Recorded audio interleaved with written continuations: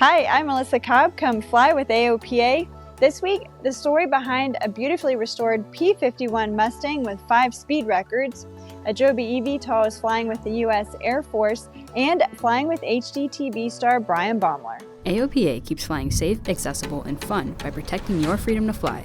We are the most trusted one-stop resource for all things related to general aviation.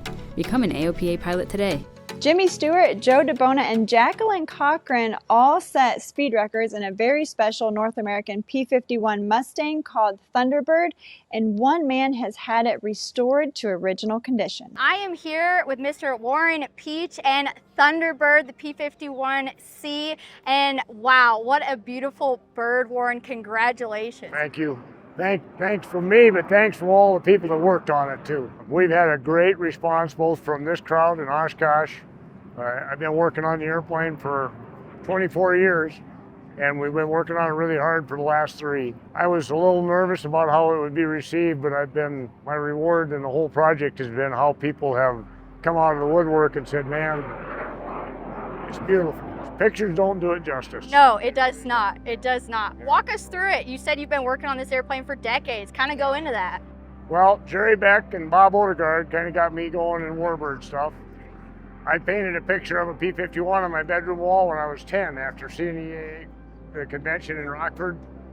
Started dreaming about Mustangs. Jerry Beck was building A-model Mustangs, and we heard about an A-model, some parts of an A-model in Nebraska. And we went looking for it, and we found some parts and got the ownership and found out it was a C model. And then I found out it was actually Thunderbird, Jimmy Stewart's old airplane. And it still holds the time record for piston-powered airplanes for the Bendix. It still holds the transcontinental piston-powered time to cross the country. And Jacqueline Cochran set 3 records in it that still stand. I didn't know that. Yeah. Wow. And so it still holds 5 records, speed records.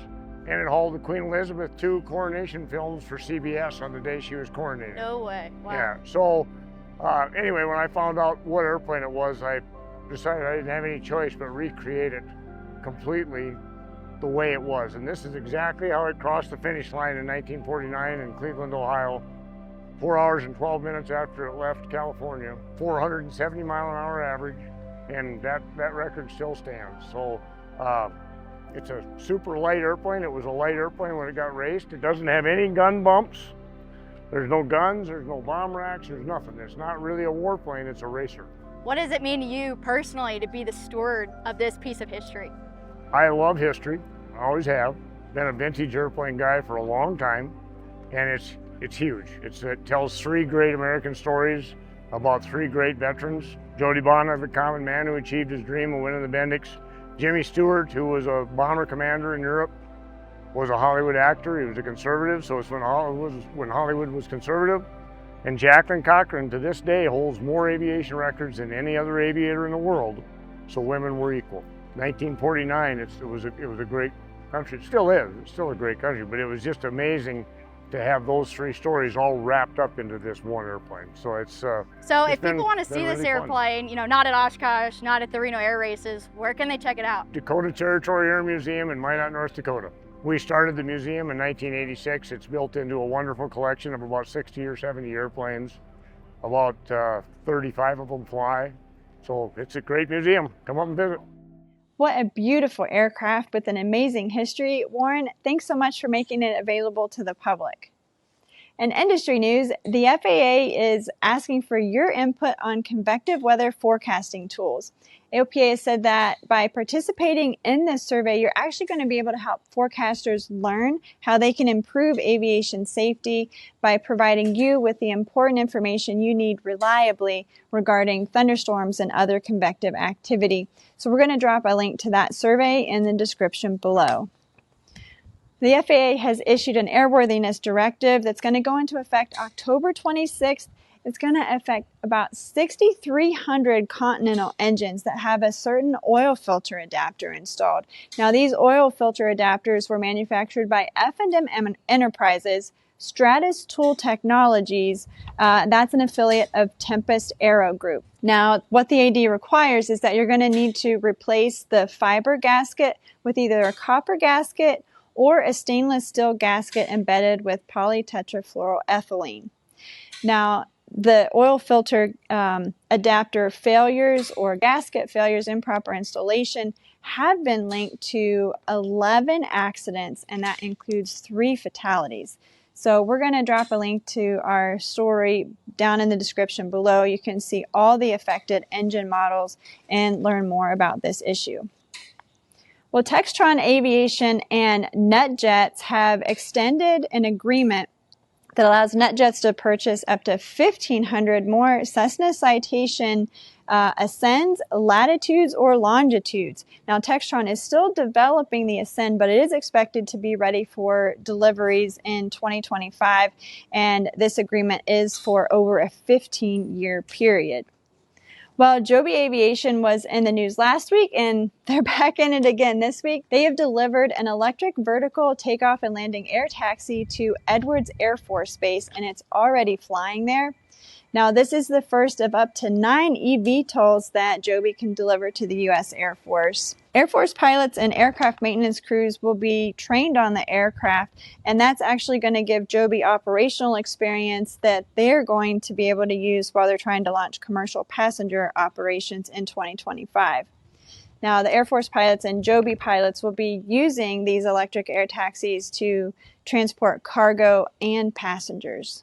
A new video on our channel that you're going to want to check out this week is a behind-the-scenes look at how airshow performer Kyle Fowler of Go Easy Aerobatics wows audiences with performances in his unique Rutan Long Easy. And finally this week, we take you flying with pilot and HGTV star Bryan Baeumler. He takes us down to the Bahamas, where he has restored a hotel and resort on Andros Island. I'm Bryan Baeumler, and we're here at the Sir Lamar Club in the Bahamas on the island of South Andros, and we are here at our hotel that I flew to yesterday from my home in Florida. This was a passion project for us. It was a property we found traveling through the Bahamas and an island we fell in love with. And it was a hotel that fell into disrepair and was abandoned for 12 or 13 years. We had a 5-minute window where we made a decision to purchase the hotel, put an offer in, and really to pack up our lives and our children and move to this island for 3 or 4 years in order to renovate the hotel and bring it back to life. I think it's been producing television shows for Home and Garden Network for about 20 years now.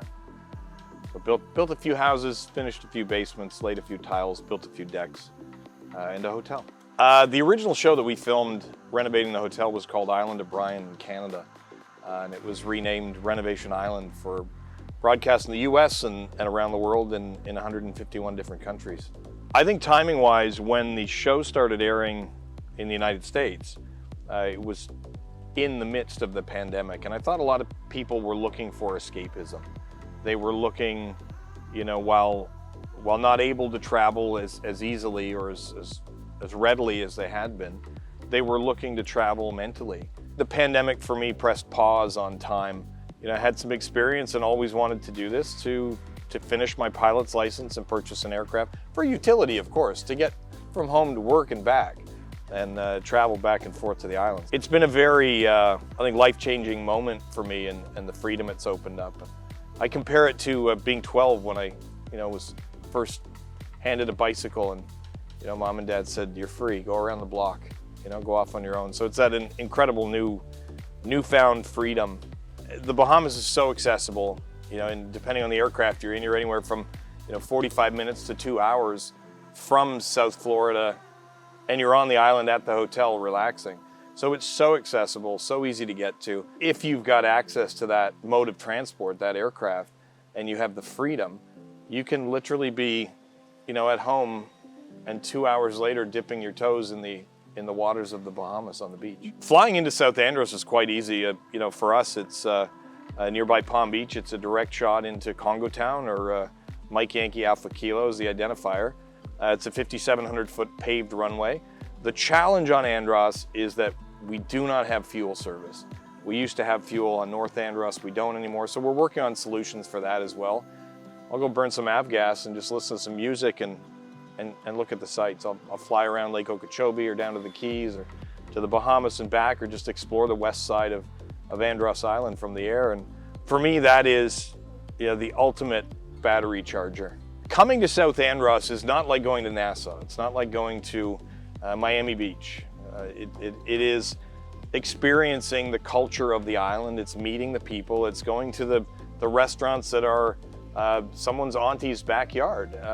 It is coming to the hotel is a 5-star experience. You know, you're greeted here. We have all the amenities that you would want as a guest. Mostly, though, what you're going to experience is almost 100 miles of untouched beaches. There's no race in the morning to find a pool chair.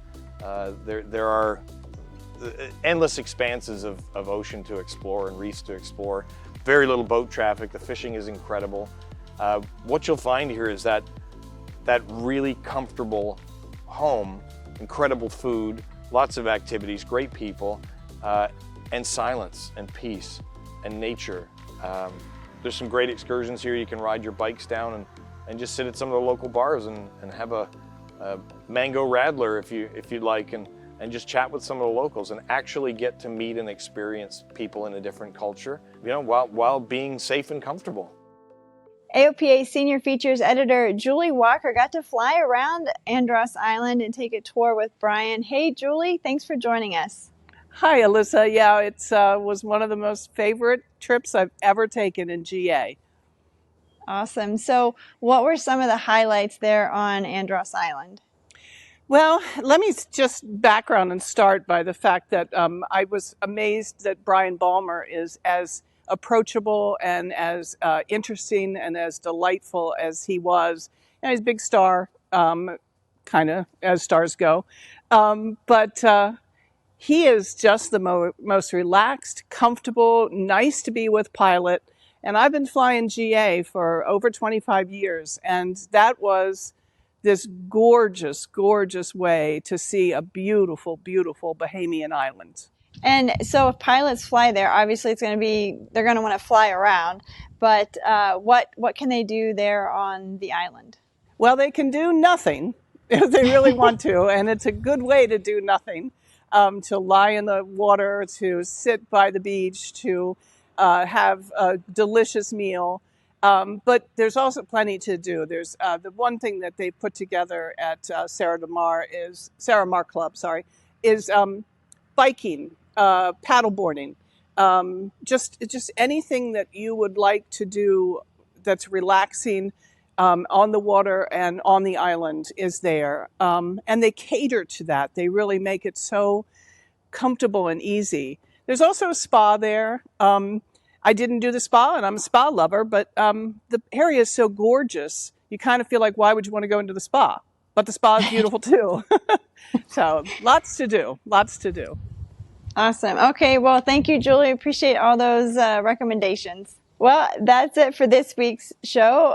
Please like and subscribe to stay up to date on all our latest videos. This week, we leave you with some more beautiful flying footage of flying around the Bahamas. Special thanks to AOPA senior photographer David Toulis for capturing that for us. Well, be sure to send in your favorite flying videos. You just might see them on an upcoming show. And as always, if you're not already an AOPA pilot, we'd love to have you join us. Just click the link at the end of this video to learn more about our trial membership. We'll see you next week.